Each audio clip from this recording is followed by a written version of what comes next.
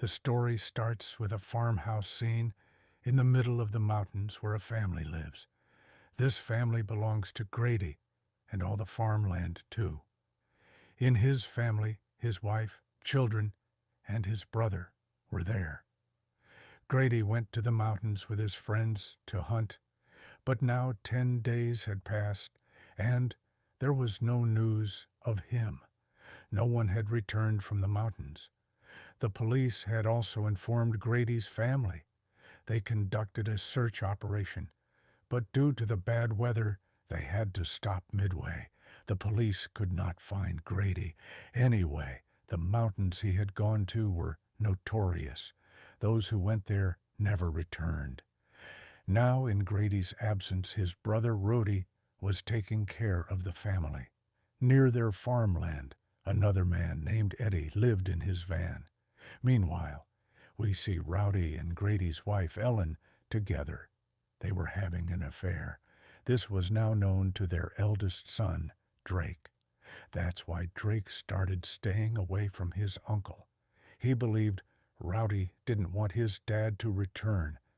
So Drake decided to go search for his father himself. Rowdy, though deeply worried about Grady, tried to stop Drake and even took his horse from him, deciding to go himself, despite having a bad leg that made climbing the mountains difficult. Interestingly, none of that was needed. Grady had returned.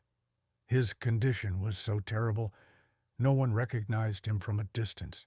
He could barely walk. His face looked horrible. They brought him home with support. He kept collapsing. The doctor examined him and said Grady had just become very weak. It was a miracle he survived the mountains. According to the doctor, no one could have stayed hungry that long, so Grady must have eaten something.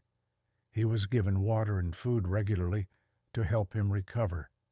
But when food was mentioned, Grady looked at his son strangely, so much that it scared him. Soon, a fight broke out between Rowdy and Drake. Drake believed his dad didn't need Rowdy anymore, and even accused him of trying to keep Ellen away from Grady. Rowdy tried calming him down, telling him he didn't know the full truth. Drake eventually went upstairs with food for Grady. He told Rowdy he couldn't recognize his dad anymore. When he looked into Grady's eyes, it felt like someone else was there. Suddenly, they heard a loud crash. Drake had dropped the food. He said it wasn't his fault. Grady had dropped it, and now he was screaming from hunger. When Ellen went near Grady to check on him, he licked her arm in a disturbing way and said it tasted good. Did this mean he had eaten human flesh? Ellen was terrified. That night, everyone tried to sleep, but they heard horrible sounds. A horse screaming, loud snoring. Rowdy went outside and found his horse badly injured, torn apart by something. No creature was visible, but in the background, Grady was seen watching with a creepy smile. Eddie came over too. Rowdy thought it was a wild animal, but Eddie suspected something darker. Eddie met Grady and took out a knife, telling him a story. Years ago, Eddie's uncle had also returned from those same mountains, weak and strange, and later killed Eddie's entire family. Eddie was sure Grady was going through the same. When he told Grady this, Grady suddenly sat up like a ghost and shouted that he had already done the deed. Someone had taken over his body.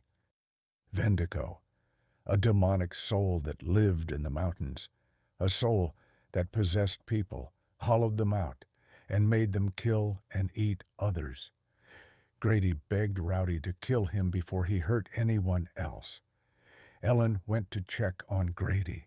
He seemed normal, and told her what happened, how they got lost while hunting, stayed in a cave, and heard a strange voice promising survival.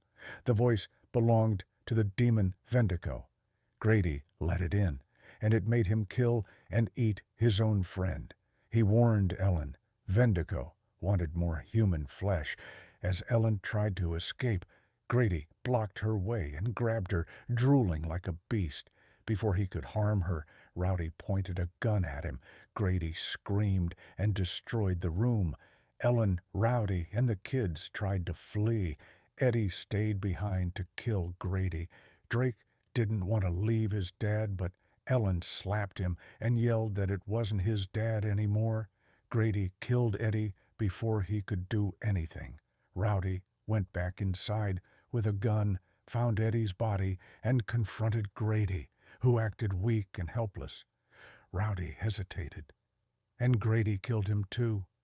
Grady then dragged Rowdy's body into the kitchen, forcing Ellen to cook it. She refused, but Grady slapped her.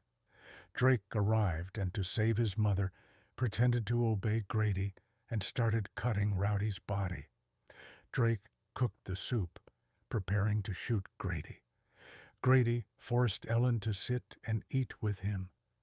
She delayed until Drake dropped a bullet, Grady noticed, but Ellen distracted him by pretending to eat. Grady devoured his portion like a wild animal. Then he blamed Ellen and Rowdy for his fate. As he tried to kill her, Drake shot him, but Grady fled. Ellen was injured. She told Drake to save Tim. Drake rushed and found Grady choking his brother. Grady laughed insanely and said, "You all should stay together. In my stomach." Drake shot Grady, thinking it was over. But Grady rose again and attacked Drake. At the last moment, Ellen arrived, put a gun in Grady's mouth, and shot him. Finally, Grady was dead. His body lay motionless, but horrifying sounds still echoed from inside. The soul of Vendico had not died, and the danger might not be over.